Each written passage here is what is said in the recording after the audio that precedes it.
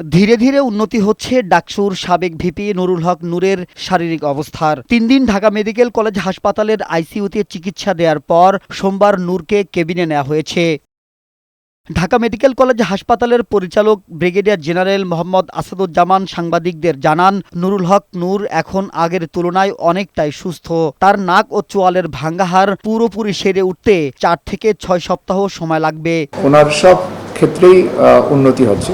আপনি জানেন যে ওনার যে নাকের হাড়ে যেটা ফ্র্যাকচার হয়েছে বা ম্যাক্সিলার যে ফ্র্যাকচার হয়েছে, এটার জন্য আসলে একটু ওয়েট করতে হবে। 4 থেকে 6 সপ্তাহ সময় লাগবে। তিনি জানান, ঢাকা মেডিকেলের বিভাগীয় প্রধানরা নূরকে সার্বক্ষণিক তদারকি করছেন। তার চোখের মধ্যে যে রক্ত জমাট হয়ে আছে সেটি ঠিক হতে 1 থেকে 2 সপ্তাহ লাগতে পারে। নূরকে নরমাল খাবার দেয়া হচ্ছে বলেও জানান তিনি। আমরা যে ফলো আপ যেটা সিটি স্ক্যান করেছি আবার সেটাতে আবার সেটা ছিল না, তো যার ফলে আমরা বলছি যে এখন আর রক্তক্ষরণটা হচ্ছে না, বা যেটুকু ক্ষরণ হয়েছিল ওটা অ্যাবজর্ব হয়ে গেছে। আঘাতের পর নূরের নাক থেকে যে রক্তক্ষরণ হয়েছে তাও উন্নতি হয়েছে। নূর এখন আশঙ্কামুক্ত বলেও জানান ঢাকা মেডিকেলের পরিচালক। মাহবুব আজমি, বৈশাখী সংবাদ, ঢাকা।